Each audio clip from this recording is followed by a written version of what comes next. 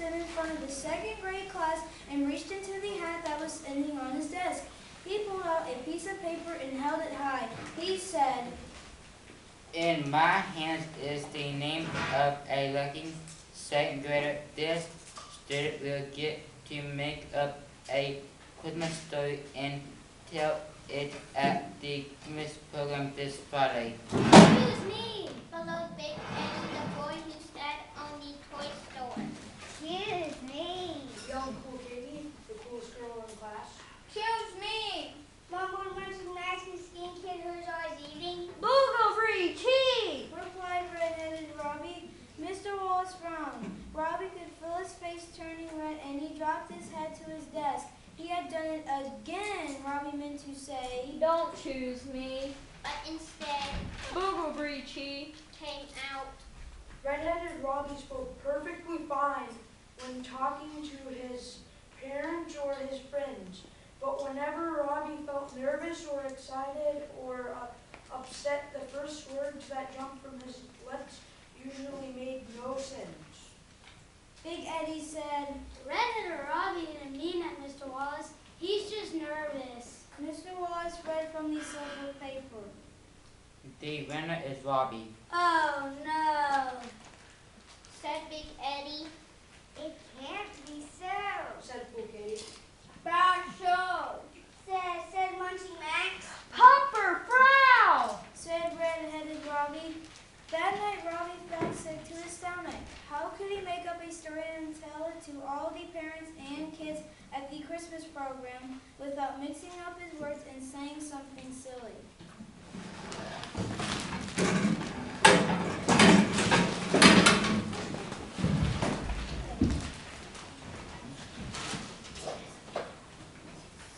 Scene 2, Robbie decided to write a fairy tale about a snowflake that landed on a fruitcake and thought it was a raisin. Robbie knew the story was lame and he felt even worse now. The next day after school, Robbie visited Big Eddie at his father's toy store. Robbie found him spinning around in his father's desk chair, thinking about all the presents that he was going to get for Christmas. How's the story done, Red-headed Robbie? I need help. Said Robbie, Big Eddie said. Why don't you make up a story about a boy without that Christmas? Wait, no. So many presents. So many presents that it took him 2 whole days to open them all. But Christmas isn't a time for giving. It's a time where we give gifts to people who have less than us. Eddie started spinning in his chair. I never thought about Christmas that way. Sorry to help you with your story. The next day after school, Robbie visited Cool Katie at her house. He found her talking on her cell phone, planning a really cool party. Katie, How's the story going, Red-headed Robbie? I need help. Why don't you make up a story about a cool girl who throws a cool Christmas party ever? But Christmas isn't a time about being cool. It's a time where we do to worry about being nice to someone new. Maybe someone new in our school who is shy and needs a friend. Katie puts down the phone. I never thought about Christmas that way. Sorry to help you story. The next day after school, Robbie visited Munchie Max. He found Max in his bedroom.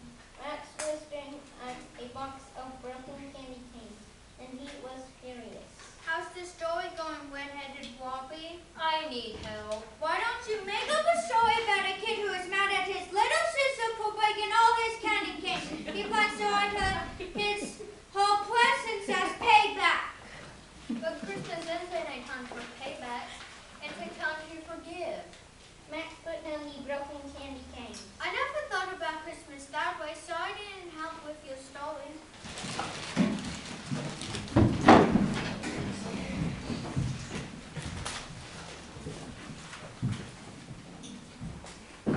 Sit. Move over. There you go. Perfect. Good job. Loud, Scene please. 3. The next morning, the students and parents gathered in the gym for the Christmas program. The 5th grade performed a Christmas play. They had written only a few times did their Santa be a fall.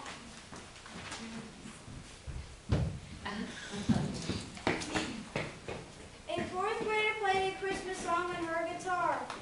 few times did she drop her guitar? A 1-5, Santa! A third grader danced the Christmas dance. Only a few times did she tumble the floor.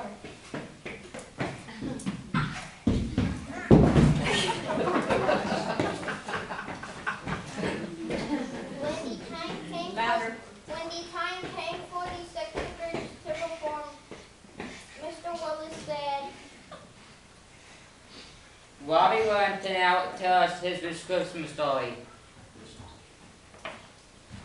Robbie stood before the large group of people.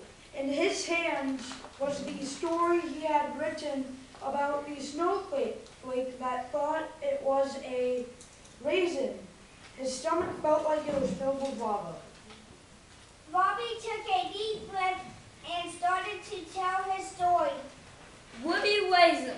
He said Robbie's face was bright red. A couple of first graders giggled. Robbie tried again to speak. Galopian Galope Galop. He said a couple of fifth graders whispered to each other. Again, Robbie tried to speak. Shimmy Mini Blanket. he said a couple of fourth graders pointed and laughed at Robbie. His story was a disaster. Robbie felt ready to cry and put his hands over his eyes. Suddenly, Big Eddie left his seat and walked to the stage. He stood next to Robbie and began to speak. Redheaded Robbie knows a Christmas story about a boy who thought that Christmas meant one thing, getting presents. And a little angel with red hair visited that boy. The angel told him that Christmas is a time to give to others who don't have much. After the angel left, the boy told his mom and dad to give some of his presents to the kids at the homeless shelter. That's Redheaded Robbie's Christmas story. Cool Kitty left her seat. She stood next to Robbie and began to speak. Redheaded Robin is a Christmas story. It's about a girl who all thought about being cool. But then a little angel with red hair visited that girl and told her that Christmas is a time for being nice to someone new, maybe someone who is shy. After the angel left, the girl played with a shy girl, and that's Redheaded Robin's story. Munching has gone from his seat. He stood next to Robbie and handed Robbie a bag of potato chips. Redheaded Robbie knows a Christmas story. It's about a kid who is mad at his little sister for breaking all his candy canes. Then he plans to hide all the Christmas present as payback. Then a little angel with red hair visited that kid. He told him that Christmas is a time to forgive, not for paybacks. After the angel left, that kid forgave his little sister and took her sledding. That's where did Robbie's Christmas story. Everyone stood and clapped. They didn't stop until Mr. Wallace went and stood next to Robbie and asked for a quiet.